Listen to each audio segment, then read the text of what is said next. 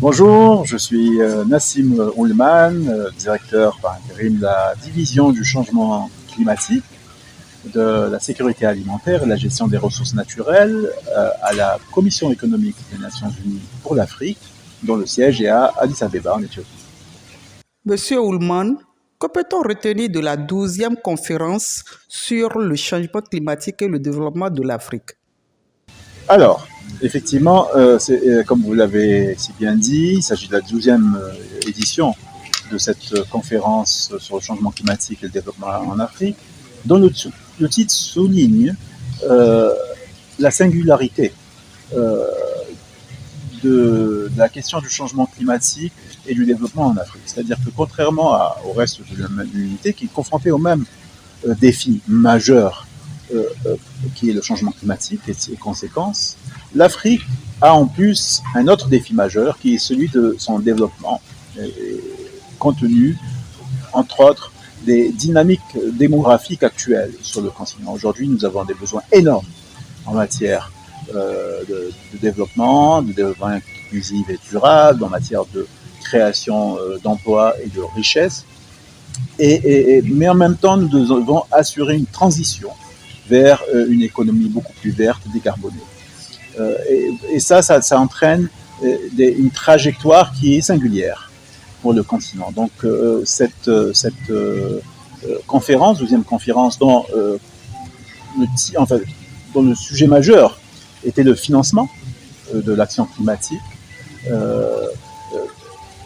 a permis aux différents acteurs, actrices, partenaires, différentes parties prenantes, je dirais, à ces questions-là, de débattre, de confronter leurs idées et de petit à petit permettre d'affiner la position africaine, parce que dans quelques semaines, en novembre, nous serons tous à la COP 29 à Bakou en Azerbaïdjan, et l'Afrique a besoin de communiquer, de transmettre un message très clair par rapport à ces questions-là. Pourquoi? Parce que le continent est le continent le plus touché par les conséquences du changement climatique, alors qu'il faut toujours le rappeler, ce sont les pays qui ont le moins contribué au réchauffement climatique.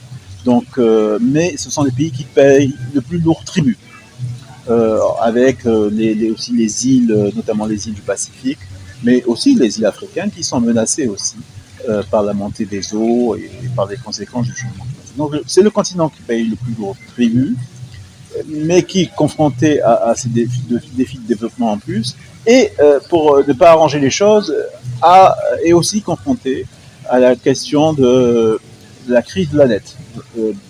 22 pays du continent aujourd'hui sont en situation de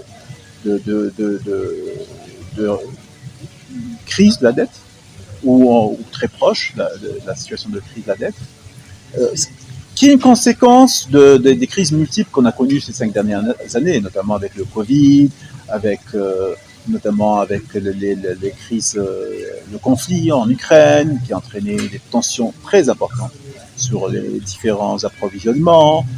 Bien sûr, ça fait référence aussi à la question de la sécurité alimentaire. Donc tout ça a fait que nos États membres, nos pays, nos économies, nos décideurs se sont retrouvés avec des budgets, avec un espace politique, fiscal, de moins en moins important, de plus en plus contraignant. Et on leur demande de continuer à assurer une ambition en matière d'action climatique, mais leur population aussi leur demande de répondre à leurs besoins. Donc aujourd'hui, l'enjeu il est là.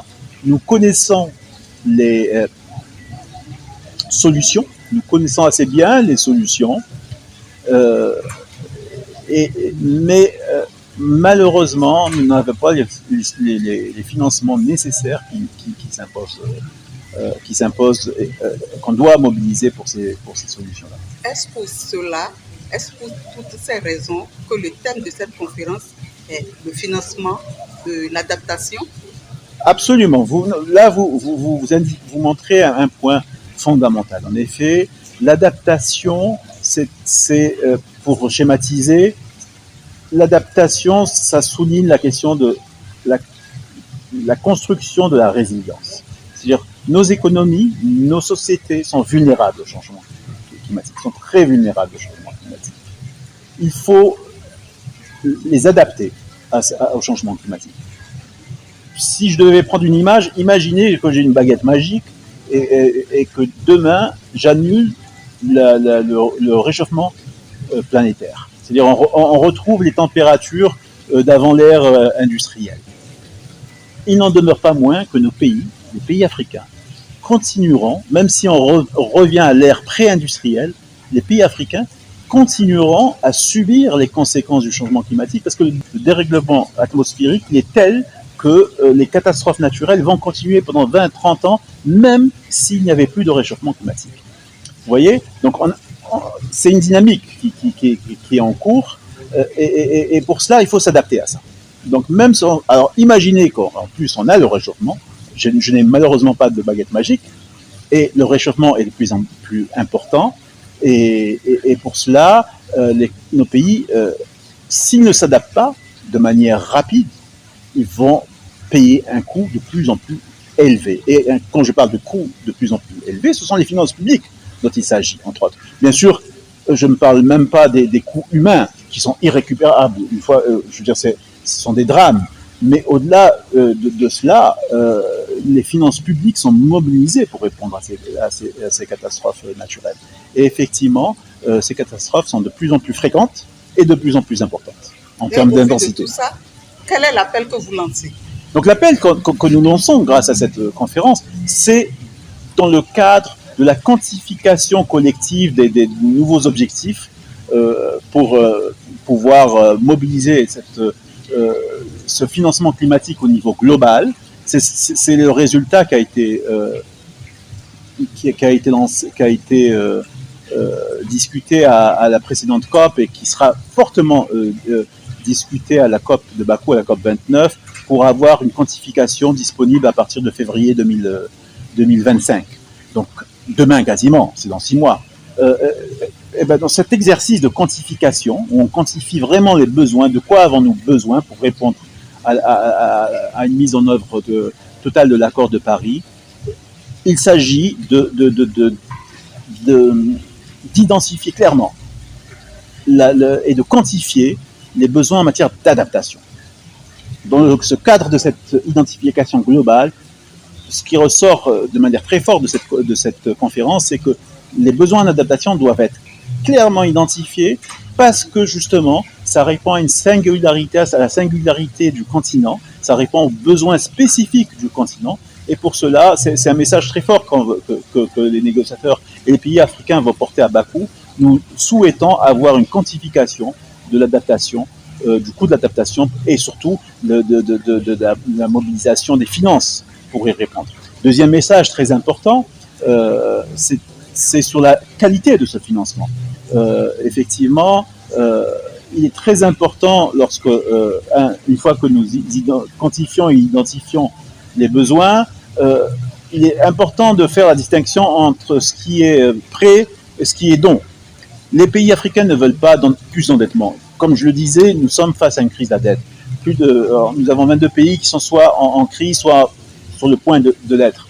Donc, plus d'endettement qui parfois qui représente une réponse. Je veux dire, ce sont des financements, mais beaucoup de pays ne sont pas plus en mesure d'augmenter leur endettement. Alors bien sûr, la CEA accompagne ces pays-là pour développer les aider dans la mise en œuvre de finances innovantes en matière de conversion de dettes pour le climat, pour l'action climatique, ce genre de choses, des émissions vertes, des émissions bleues.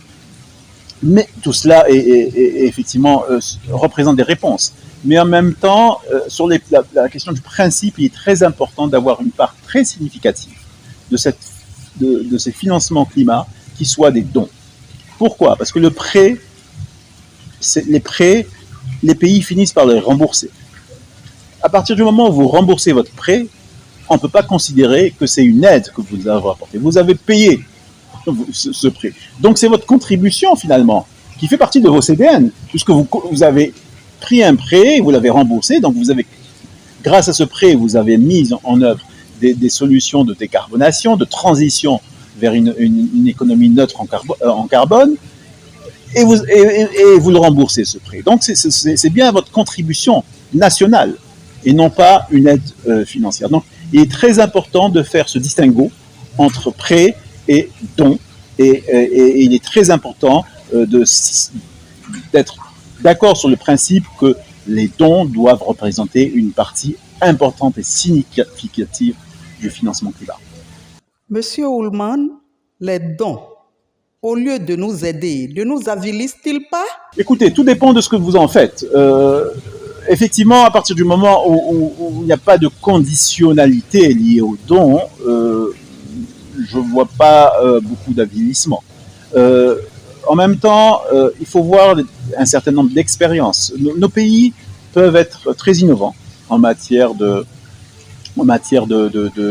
finances innovantes, finances climatiques. J'aime souvent prendre l'exemple des Seychelles, qui est le premier pays au monde à avoir émis une obligation bleue, c'est-à-dire une obligation qui en contrepartie impliquait des actions par rapport à la protection et la régénération de leur espace marin. Aujourd'hui, les Seychelles ont dépassé l'objectif de 30% d'aires marines protégées. Ils sont bien au-delà. Pourquoi? Parce qu'ils ont mesuré à quel point cet espace marin, qui est un des plus grands espaces marins africains avec l'île Maurice, est une composante fondamentale de leur vie quotidienne, de leur économie, de leur société. Donc une gestion proactive de ces espaces marins est plus que nécessaire. Et en ayant vraiment ça à l'esprit, ils ont pu développer des outils nouveaux, innovants, et être les premiers pays au monde à avoir émis des obligations bleues qui maintenant sont émises aussi par d'autres pays. Alors pourquoi je dis ça? C'était par rapport à l'avilissement. Donc vous voyez qu'on peut être leader sur des solutions et même inspirer. On peut inspirer d'autres pays et pas forcément voir toujours les dons sous cet angle-là, parce que après je comprends bien que l'histoire du continent est pleine d'exemples où effectivement l'aide a été mal utilisée, détournée, sous conditions, parfois conditions soit visibles ou conditions cachées. Donc ce sont des réalités, mais la gouvernance est très importante, une meilleure gouvernance, une meilleure transparence, et surtout, et c'est justement l'essence même de cette conférence, une inclusivité de l'ensemble des parties prenantes. Avoir l'ensemble des parties prenantes qui mettent en place ces mécanismes-là, et c'est pour ça que la conférence sur le changement climatique et le développement de l'Afrique veille toujours à ce que ça soit totalement inclusif avec la société civile, le monde académique, le secteur privé, bien sûr les représentants gouvernementaux. Avoir l'ensemble des parties prenantes très tôt dans tous les processus permet justement de mettre en place des mécanismes qui vont réduire au minima la dimension avilissante de l'aide, qui existe, qui est réelle, qui est là, qui est une menace si justement vous ne mettez pas en place les mécanismes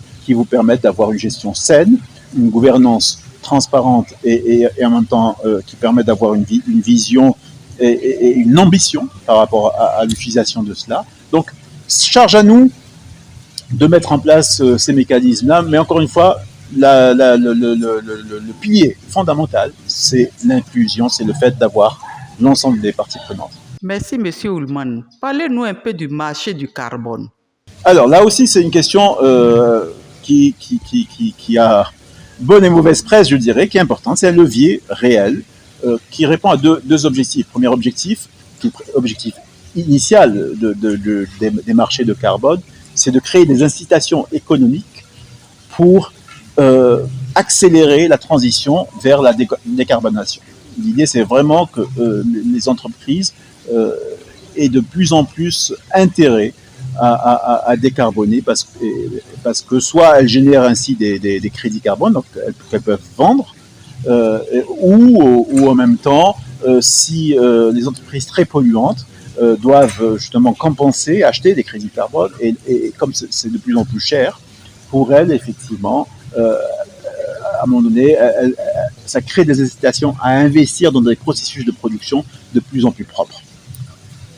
Ceci étant dit, la pratique des marchés carbone, alors il y a plusieurs types de marchés carbone, mais souvent on a en tête les crédits carbone sur le marché, ce qu'on appelle le marché volontaire, où on peut avoir des projets où, par exemple, on replante une partie d'une forêt et on transforme ça en crédit carbone qu'on vend sur les marchés volontaires.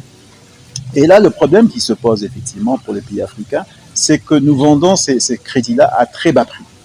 Nous les vendons aujourd'hui à moins de 10 dollars la tonne, c'est-à-dire par tonne de carbone séquestré, nous vendons des crédits à moins de 10 dollars.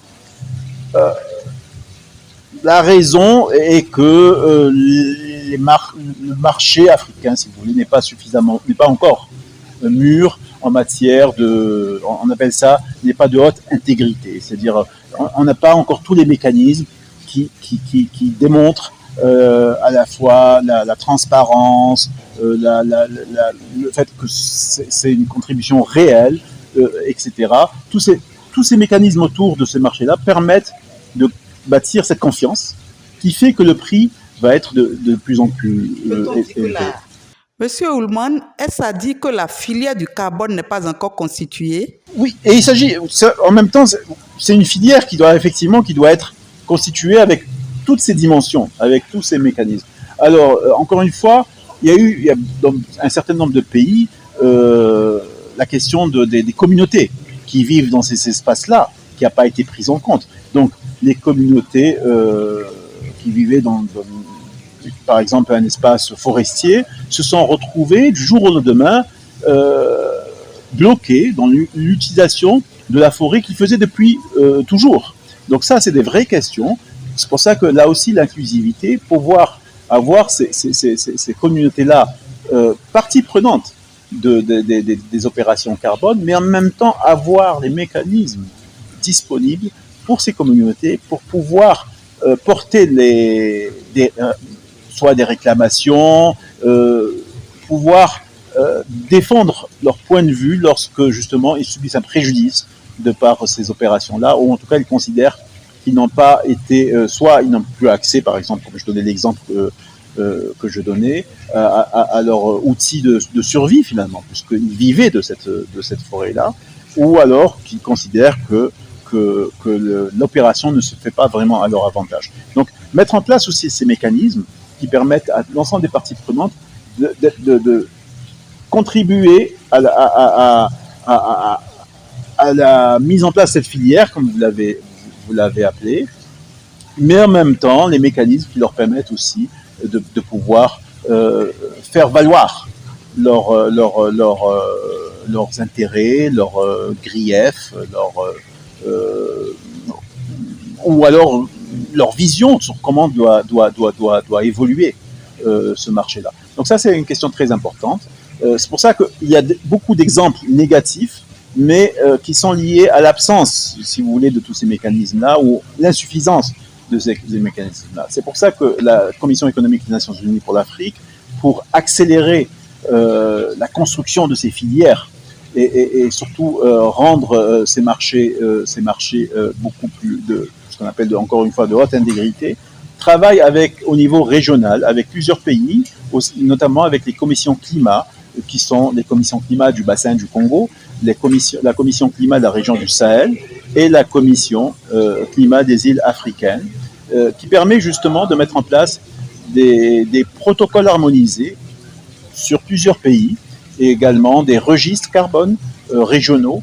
Et tout ça va apporter beaucoup plus de transparence et donc de la confiance et donc une augmentation rapide du prix, et ce qui permettrait aussi donc d'atteindre le deuxième objectif du carbone. Donc, je rappelle, le premier objectif, le principal objectif, c'est la réduction des émissions. Et deuxième objectif, c'est une source alternative de revenus à la fois pour les États et pour les communautés. Rechercher le financement de l'adaptation, oui, mais qu'en est-il de l'atténuation? Non, non, c'est deux choses qui vont en parallèle et parfois beaucoup de projets traitent des deux en même temps, hein. Donc, c'est, dans beaucoup de secteurs, il est très difficile de distinguer la partie adaptation de la partie atténuation. Euh, on parle beaucoup d'adaptation en Afrique pour deux raisons.